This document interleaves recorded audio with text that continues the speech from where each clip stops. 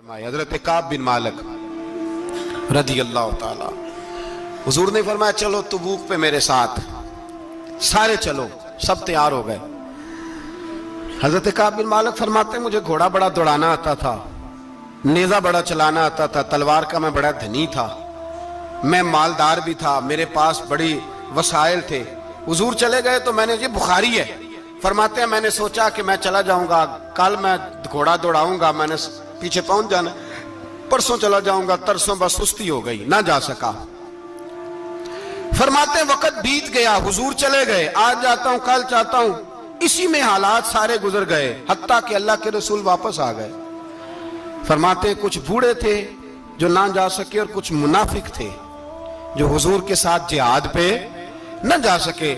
आप फरमाते मैं जवान भी था, तीर अंदाज भी था, और दुनिया अरब सारा जानता था कि मालदार भी है, अल्लाह ताला की दी हुई बड़ी नेमतें थे। मैं न गया और हो गलती गई, सुस्ती गई। फरमाते हुजूर मदीने में आए, जब मस्जिद नबी में बैठे तो मुनाफिक आके बहाने करने लगे। कोई कहने लगा बच्ची बड़ी बीमार थी, कोई कहने लगा हुजूर कल ही सही हुआ हूं। फरमाते मुझे भी पता था और पता मुस्तफा को भी था झूठ बोल रहे हैं, हुजूर को पता था, पर वो बहाने करते, हुजूर कबूल करते। मैं चलो जाओ कहा। फरमाते एक मिनट के लिए मुझे भी वसवसा आया कि कोई बहाना ना कर दूं, लेकिन फिर मैंने सोचा बहाना किसके सामने करूं जिसे अल्लाह तबारक व तआला ने नबुव्वत की आंख अता फरमाई हुई है, उस महबूब के सामने बहाना। उस ख्याल आया मुसलमान नेक को बद पहचान जाते हैं, मोहम्मद आदमी के दिल की बातें जान जाते हैं, किधर बहाना करूं, हुजूर को तो सारा पता है। फरमाते में गया, हुजूर ने पूछा क्यों नहीं आए, और पूछा भी मुस्कुरा के, क्यों नहीं आया, मुस्कुरा के पूछा। फरमाते मैंने सच सच बोला, मैंने कहा या रसूल अल्लाह सुस्ती हो गई, हुजूर गलती हो गई। जो बहाने लगा रहे थे उनको आजादी मिल गई, और मकतब इश्क का दस्तूर निराला देखा, उसको छुट्टी न मिली जिसने सबक याद किया। फरमाते हैं उनको छुट्टी मिल गई। मैंने कहा हुजूर गलती हो गई, तो नबी पाक ने फरमाया इससे कोई बंदा कलाम ना करे, खबरदार मेरे साथ भी गुफ्तगू ना करना। हजरत काब बिन मालिक फरमाते हैं मेरा चचाजाद भाई, खालाजाद भाई सारे रहते थे, मैं किसी को सलाम लेता तो कोई जवाब भी नहीं देता था। फरमाते हैं मैं मस्जिद में नमाज पढ़ने आता, पर सहाबाए किराम को हुजूर ने मना कर दिया तो मदीने की गलियां भी नाआशना हो गई। फरमाते मुझे यूं लगता था कि मदीने के दरो दीवार भी मुझसे कलाम नहीं करते, मैं वहां दुआ मंगया करो संगियो किते मुर्शद ना रुस जावे, ए जिन्हां दे पीर रुस जांदे ओ जिउंदे ही मरे रहंदे। कहा इस तरह लगा कि जैसे हालात बिगड़ गए सारे मेरे हक में। आप फरमाते मैं मस्जिद में आके बैठता तो जब मुझे पता था, मैं जब आंखें उधर करता तो हुजूर मुझे देखते, और जब मैं नबी पाक को देखता तो हुजूर चेहरा फेर लेते। बोल पड़े ख्वाजा गुलाम फरीद साहब, कहने लगे मैं वेखा तो मेरा यार ना वेखे, जे मैं ना वेखा तो वेखे, एडे नसीब किथों ततड़ी दे ओ मेरे विच वेखण दे वेखे। गुलाम फरीदा ओ बुए यार दे मरिए, भावें वेखे या ना वेखे। आप फरमाते मैं सैयद आलम सल्लल्लाहु अलैहि वसल्लम को देखता तो हुजूर रुख अनवर फेर लेते। हजरत काब बिन मालिक रदी अल्लाह ताला अन्हु फरमाते एक हुजूर का हुक्म आया कि बीवी को अलहदा कर दो। बार पहले कोई नहीं बात करता, अब का बीवी को अलहदा कर दो, तो मैंने कहा हुजूर तलाक दे दूं। फरमाया नहीं मेके भेज दो, तलाक नहीं देनी। फरमाते हैं बाल बच्चा भी चला गया, ना घर में कोई ना बाहर कोई, तने तन्हा। आप फरमाते हैं जमाना जानता था, अरब के सूबों में बात फैल गई कि काब बिन मालिक जैसा सरदार, मालदार, घोड़सवार, तीरंदाज, नेजाबाज, इतना बड़ा सियाना संजीदा आदमी जुदा कर दिया नबी पाक ने। फरमाते हैं गुस्सान के ईसाई बादशाह ने मुझे खत लिखा। हजरत काब फरमाते हैं बड़ी आजमाइश थी, पर यह मुसीबत सबसे बड़ी थी। गुस्सान के ईसाई बादशाह ने खत लिखा, उसका आदमी मुझे ढूंढता फिरता मदीने में, मैं मिला तो खत उसने मुझे दिया। खत में यह नहीं लिखा था कि काफिर हो जाओ माअज़ल्लाह, यह नहीं लिखा था ईसाई हो जाओ। उसने खत में लिखा कि काब हमने सुना है तुम्हारे नबी ने तुम्हें छोड़ दिया, नाराज हो गए, तुम तो इस काबिल थे कि सूबे के गवर्नर बनाए जाते, तुम तो बड़े ओहदे के काबिल थे, तुम्हारी तो शोहरत है सारे इलाकों में, तुम आ जाओ हमारे पास। ہم تمہیں بہت بڑا عہدہ دے دیں گے۔ حضرت کعب بن مالک فرماتے ہیں اب میری چیخیں نکلی، اب میں تڑپ کے رویا، میں نے وہ اس کا خط پکڑا اور جلتے ہوئے تنور میں ڈالا اور مسجد نبی میں سر سجدے میں رکھ کے میں نے کہا اے اللہ، میرا ایمان اتنا ہی مشکوک ہو گیا ہے کہ کافر کہتے ہیں میں ان کے ساتھ مل جاؤں گا۔ اے اللہ، میرا ایمان اتنا مشکوک، کافر سمجھنے لگے ہیں کہ میں مسلمانوں کو چھوڑ کے ان سے اتحاد کروں گا۔ یہاں لوگ کہتے ہیں ہم نے پریشر کے لیے ان کو ساتھ ملایا ہے، ہم نے پریشر کے لیے کافر سے سمجھوتا کرو گے، اپنے بھائی پر ظلم کرنے کے لیے بے ایمانوں کے ساتھ دوستی کرو گے۔ حضرت کعب بن مالک فرماتے ہیں میں نے تندور میں ڈالا، میں تڑپ کے رویا، میں نے کہا اے اللہ، میرا اتنا امتحان نہ لے کہ کافر سوچنے لگے کہ میں اسے سمجھوتا کروں گا۔ اے اللہ مہربانی فرما، اتنا امتحان نہ لے۔ روتے روتے گھر گیا، سحری تک روتا رہا۔ ایک آدمی دوڑا آیا، کہنے لگا کعب جلدی چل، حضرت جبریل آ گئے ہیں، اللہ نے تیری توبہ قبول فرما لی ہے، رسول پاک نے تجھے یاد فرمایا ہے، چل آ جا۔ حضرت کعب بن مالک فرماتے ہیں میں قدموں میں گرا اور میں نے کہا محبوبہ میرا سارا ہی مال لے لے، حضور میری ساری صلاحیتیں لے لے، رکھ لیں سارا کچھ، مجھے وہ مال نہیں چاہیے جو آپ کے دروازے سے دور کر دے، حضور وہ دولتیں میرے کس کام کی جو آپ کے دروازے سے دور کر دے، بے نور بے چراغ جو محفل ہو پھونک دو، اعظم بلا سے اپنی وہ ہستی ہی کیوں نہ ہو، جو چیز اس کی راہ میں حائل ہو پھونک دو۔ حضرت کعب بن مالک رضی اللہ تعالیٰ عنہ نے ایک منٹ کے لیے بھی کافر سے سمجھوتا کرنا پسند نہ کیا، جبھی تو اللہ نے توبہ حضرت جبریل کے ذریعے نازل فرمائی۔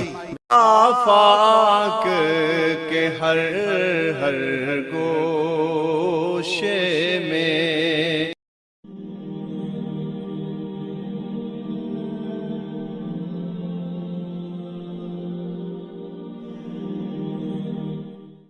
ویکھے ایڈے نصیب کتھوں تتڑی دے، او میرے وچ ویکھن دے، ویکھے غلام فریدا او بوے یار دے مریے، پامیں ویکھے یا نہ ویکھے۔ آپ فرماتے میں سید عالم صلی اللہ علیہ وسلم کو دیکھتا تو حضور رخ انور پھیر لیتے۔ حضرت کعب بن مالک رضی اللہ تعالیٰ عنہ فرماتے ہیں کہ حضور کا حکم آیا کہ بیوی کو علیحدہ کر دو، بار پہلے کوئی نہیں بات کرتا، اب کہا بیوی کو علیحدہ کر دو، تو میں نے کہا حضور طلاق دے دوں؟ فرمایا نہیں میکے بھیج دو، طلاق نہیں دینی۔ فرماتے ہیں بال بچہ بھی چلا گیا، نہ گھر میں کوئی نہ باہر کوئی، تنے تنہا۔ آپ فرماتے ہیں زمانہ جانتا تھا، عرب کے صوبوں میں بات پھیل گئی کہ کعب بن مالک جیسا سردار، مالدار، گھوڑ سوار، تیر انداز، نیزہ باز، اتنا بڑا سیانہ سنجیدہ آدمی جدا کر دیا نبی پاک نے۔ فرماتے ہیں غسان کے عیسائی بادشاہ نے مجھے خط لکھا۔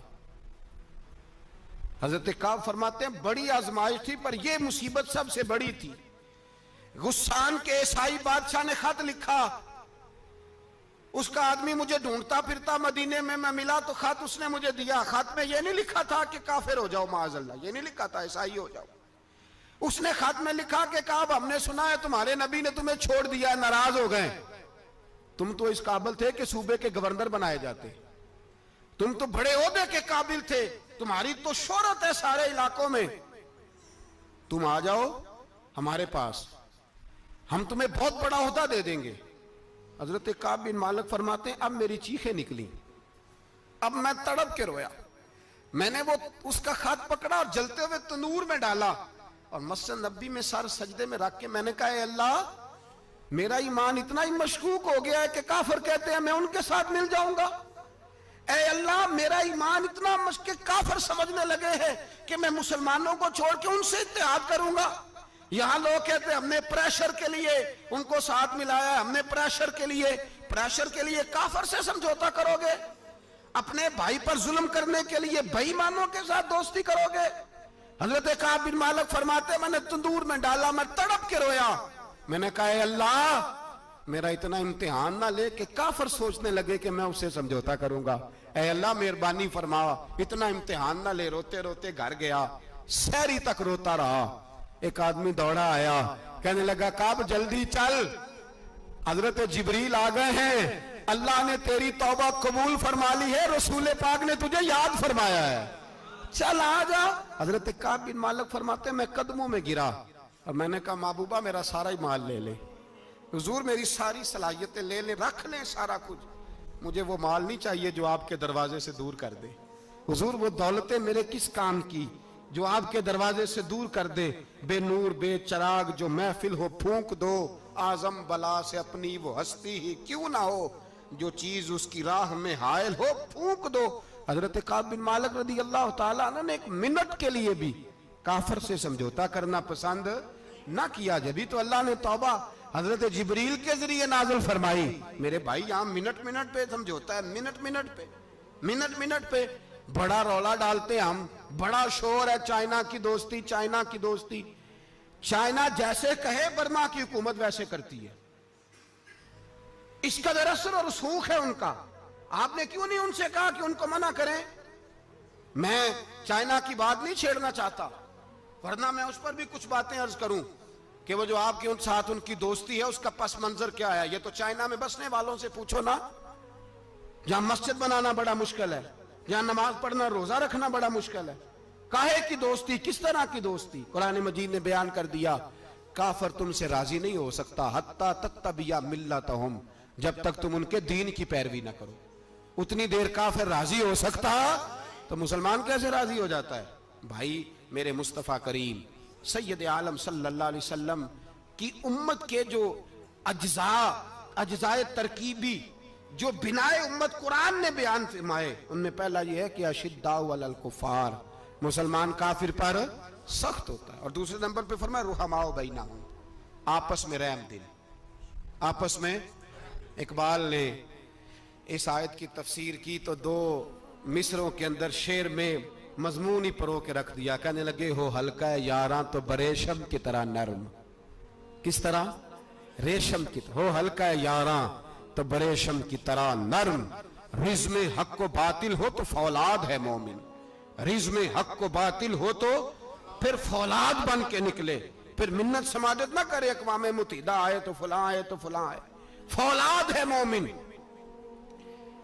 ایک وہ منظر تھا حضرت عمر نے جب اپنے سگے ماموں کو لتاڑا، جناب ابو عبیدہ بن جراح نے باپ کو قتل کیا، مصعب بن عمیر نے بھائی کو قتل کیا، ایک وہ منظر تھا۔ ایک وہ منظر تھا جب مسلمان مکے سے مدینے آئے، مدینہ طیبہ پہنچے تو مصطفیٰ کریم نے فرمایا یہ تمہارے بھائی ہیں، بس بات ختم ہو گئی، یہ تمہارے، بھائی اتنی سی بات ہے، یہ تمہارے، اس سے زیادہ نہیں، کوئی لمبا خطبہ نہیں نبی پاک نے دیا، فرمایا یہ تمہارے، اپنے بھائیوں کی مدد کرو۔ حد ہو گئی مدد کرنے کی، بھائی کا بازو پکڑا، گھر لے گئے، کہنے لگے یہ 15 کلے میرے ہیں، 6 جو تمہیں پسند آتے ہیں رکھ لو، تمہارے ہو گئے۔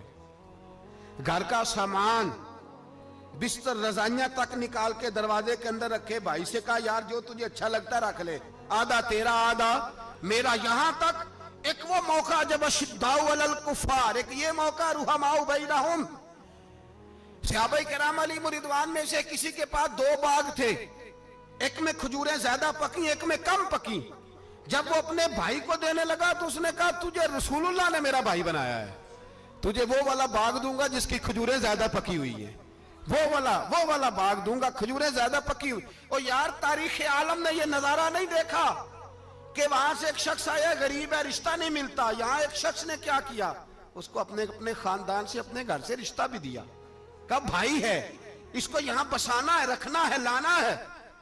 کوئی تہذیب کا ٹکراؤ نہیں ہوا، کوئی ان لوگوں کے آپس میں جھگڑے نہیں ہوئے، کوئی نہیں کہا کہ یہ مہاجر ہے یہ انصار ہے، کوئی کسی جگہ نہیں کہا تمہارا کھانا پینا رہنا سہنا الگ ہے، کوئی کسی جگہ بحث نہیں ہوئی، آدھا بانٹ کے دیا۔ اور پھر بھائی چارے کا حال یہ تھا کہ تبوک کے بعد جب بڑا مال آیا نا مسلمانوں کے پاس، ڈھیر لگ گئے، بحرین سے مال آیا تو ڈھیروں لگ گئے، تو رسول پاک صلی اللہ علیہ وسلم نے انصار مدینہ کو بلایا، مدینے والوں کو، فرمایا تم نے بڑا احسار کیا تھا اپنے بھائیوں پر، تم نے اپنی آدھی جائیدادیں دے دی تھی، تم نے رحماء بینہم کا پورا مظاہرہ عملاً کر کے دکھایا تھا، اب مال آ گیا ہے، 2 آپشن میں تمہیں دیتا ہوں، 2 قسم کی ترجیحات، ایک چیز قبول کر لو۔ کہا یا رسول اللہ صلی اللہ علیہ وسلم حکم فرمائیے۔ فرمایا یہاں تو جو مال تم نے اپنے مہاجر بھائیوں کو دیا ہے وہ واپس لے لو، وہ تم واپس لے لو، اور یہ جو مال آیا یہ میں ان میں بانٹ دیتا ہوں، یا اس طرح کرو کہ میں یہ مال تمہارے درمیان آپس میں آدھا آدھا بانٹ دیتا ہوں۔ یہاں تمہیں کچھ فیصد زیادہ دے دیتے ہیں, انہیں کم دے دیتے ہیں. بات ہو رہی تھی, انصار چپ تھے. حضور نے فرمایا بولتے کیوں نہیں؟ پتہ محبوب کو بھی ہے کہ یہ بولیں گے تو مجھے بھی ٹھنڈ پڑے گی اور قیامت تک ساری امت کو سکون ملے گا. فرمایا بولو. تو انصار مدینہ بولے تو رو کے بولے, کہا محبوبہ ہم نے مال کیا کرنا ہے, ہمارے پاس رسول پاک جو موجود ہے. یا رسول اللہ ہم نے کیا کرنا ہے مال کا؟ حضور جو اب آیا یہ بھی سارا انہیں دے دے, جو ہم نے دیا تھا انہیں وہ بھی ان کے پاس رہنے دیں, اور یا رسول اللہ جو بعد میں آئے وہ بھی انہیں دے دیں. ہماری شرط یہ ہے کہ ہمارے درمیان اللہ کے رسول موجود رہنے چاہیے, محبوب ہمارے درمیان رہیں. مال و دولت کی ہمیں ضرورت ہے, یہ رحماء بینہم ہے. آپس میں بانٹ کے ہر چیز اپنے بھائیوں کو دے دی. حضرت عمر عیسائی بادشاہ ٹائم مانگتا تو کہتا ہے کوئی ٹائم نہیں, چل دوڑ جا. ملک شام جاتے ہیں, جب فتح ہوتے ہیں حضرت سعد بن ابی وقاص بلاتے ہیں, شام جاتے ہیں تو حضرت عمر کہتے ہیں شام آئے ہیں یار, سب سے پہلا کام یہ کر بلال کا تو پتہ کر. یہاں سنا ہے بلال حبشی کا مکان بھی کہیں نیڑے نیڑے ہے, پتہ تو کر. حضرت بلال حبشی حضرت سیدنا سعد کہنے لگے حضور بلا نہ لیں. فرمایا نہیں, وہ مصطفیٰ کا غلام ہے تو میرا تو امام ہے, میں گھر ملنے جاؤں گا. گھر رحماء بینہم, کالے رنگ کے حبشی غلام سیدنا بلال حبشی کو ملنے گھر گئے, اور جناب عمر جا کے بیٹھک میں انتظار کرنے لگے, گویا ڈرائنگ روم میں بیٹھے انتظار ہونے لگا. جناب سیدنا بلال آئے تو حضرت عمر اٹھ کے کھڑے ہوئے. ملک شام کے لوگوں نے یہ منظر عجیب دیکھا کہ جناب عمر فاروق ایک حبشی کے لیے کھڑے ہوئے, اور جب کھڑے ہوئے تو حضرت بلال کہنے لگے عمر بیٹھ جاؤ, یہ کیا کر رہے ہو؟ تو حضرت سیدنا عمر رو پڑے, کہنے لگے بلال تو حبشی پہلے تھا, جب سے رسول اللہ کا غلام بنا ہے ساری امت کا امام بن گیا, ساری امت کا تو امام بن گیا ہے جب سے تو نبی پاک صلی اللہ تعالی علیہ وسلم کا غلام بنا. بھائی یاد رکھے, جب اشداء علی الکفار کی بات تھی تو اپنے سگے قتل ہو گئے, اور جب رحماء بینہم کی بات تھی تو پھر یہ نہیں دیکھا یہ حبشی ہے. توجہ ہے میری بات پر؟ جاگ رہے نا آپ لوگ, ادھر دیکھیں. پھر یہ نہیں دیکھا کہ یہ حبشی ہے, یہ رومی ہے, یہ کون ہے, پھر یہ دیکھا کہ یہ رسول اللہ کا غلام ہے صلی اللہ. ہمارے ہاں تو نفرتیں پھیل گئی ہیں, او بس کرو جی بنگالیوں سے جان چھڑاؤ, او بس کرو جی فلانے سے, او بس کر یار, رہن سہن اپنا اپنا ہوتا ہے, لیکن مسلمان جس طرح کا بھی ہو اس کے ساتھ نفرت کرنے کی اجازت نہیں ہے. پہلی بات اشداء علی الکفار, دوسری بات رحماء بین. اب تیسری بات ہے تراہم رکعا سجدا یبتغون فضلا من اللہ ورضوانا. میں نے جو شروع میں بات کی تھی نا کہ اگر خانہ کعبہ میں 40-50 لاکھ حاجی مل کے دعائی مانگ لیتا مل کے تو کمال ہو جاتا. حضرت ابو بکر صدیق رضی اللہ تعالیٰ عنہ سے کسی نے پوچھا تھا بدر میں فتح کیسے ہوئی؟ اب بھی مسلمان کہتے ہیں نہیں جی کیسے لڑیں گے جی, ہمیں اپنا بڑا مسئلہ ہے. یہ کمزور لوگوں کی باتیں, کمزور جو خدا والے ہوتے ہیں ان کی یہ سوچ نہیں ہوتی. یہ آرزوئے کرم اور میں آپ سے کروں, یہ بھیک اس کو جیتیے جس کا خدا نہ ہو. یہ کمزور لوگ ہیں جو کہتے ہیں نہیں کیسے ہوگا, کس طرح ہوگا, جن کو پتا ہو کہ ہماری غیبی طاقت ہے. ہماری حضرت ابو بکر صدیق رضی اللہ تعالیٰ پوچھا جناب بدر میں کیسے جیت گئے؟ تلواریں زیادہ تھی, نیزے زیادہ تھے, یا آپ کو جاسوسی زیادہ تھی, پتہ زیادہ تھا کہ یوں قابو آئیں گے کافر؟ تو ابو بکر صدیق فرمانے لگے نہ نیزوں سے جیتے نہ تلواروں سے جیتے, ہم جو بدر میں جیتے ہیں تو مصطفیٰ کی نمازوں سے جیتے ہیں. ہمیں جو بدر میں کامیابی ملی تو رسول اللہ کی دعاؤں کی برکت سے ملی. فرمانے لگے کافر ساری رات شرابیں پیتے رہے, ساری رات وہ نعت گانے میں مصروف رہے, اور میں حضور کے خیمے میں موجود تھا, نبی پاک ساری رات نماز پڑھتے رہے, ساری رات حضور نماز پڑھتے رہے, ساری رات اللہ سے دعا کرتے رہے. فرمایا صبح جو کامیابی ملی تو یہ مصطفیٰ کی نمازوں کی برکت سے ملی. ایک بزرگ کی میں بات سن رہا تھا, وہ کہہ رہے تھے اب نمازیں عبادتیں ریاضتیں بعد میں کرنا, پہلے جہاد کرو. کہہ رہے تھے اب نکل کر خانقاہوں سے ادا کا رسم شبیری, عبادتیں ریاضتیں تلاوتیں درود بعد میں ہوگا, پہلے جہاد. تو میں نے کہا صاحب عبادتیں تلاوتیں درود ہو کہاں رہا ہے, پہلے وہ جگہ تو بتائیں. خانقاہوں پہ تو عرس ہو رہا ہے, سال کے بعد ڈھول لگ رہا ہے.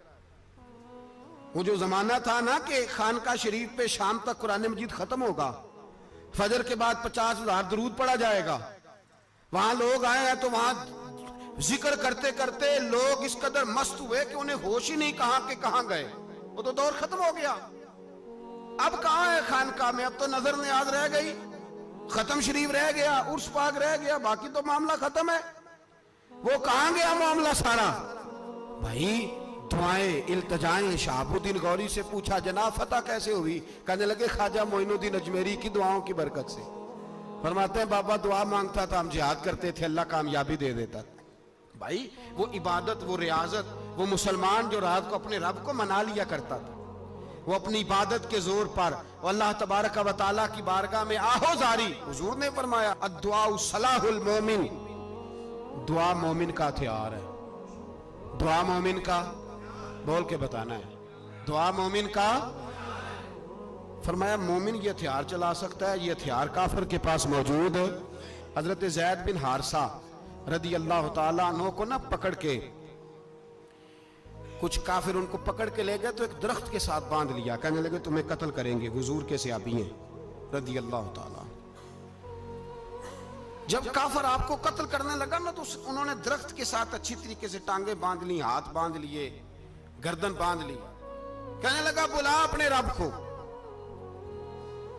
تو حضرت زید رضی اللہ تعالیٰ عنہ فرمانے لگے میں تو شہید ہونے کو تیار تھا، لیکن تو نے آزمانے کا پروگرام بنایا تو ٹھیک ہے، میں پھر بلانے لگا ہوں اپنے رب کی مدد کو. اے اللہ مدد فرما. کیے بندیا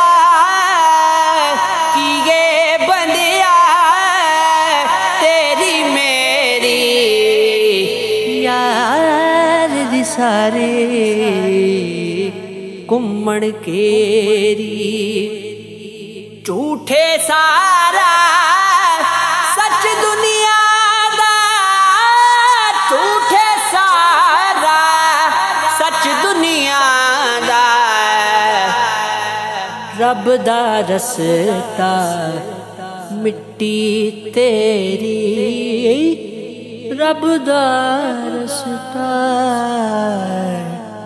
مٹی تیری. چاہت دل دی، چاہت دل دی دکھ اختر، چاہت دل دی دکھ اختر، دکھ وچ رب این فقیری، دکھ وچ رب این فقیری. کیے بندیا تیری میری یار دی ساری کمڑ کیری.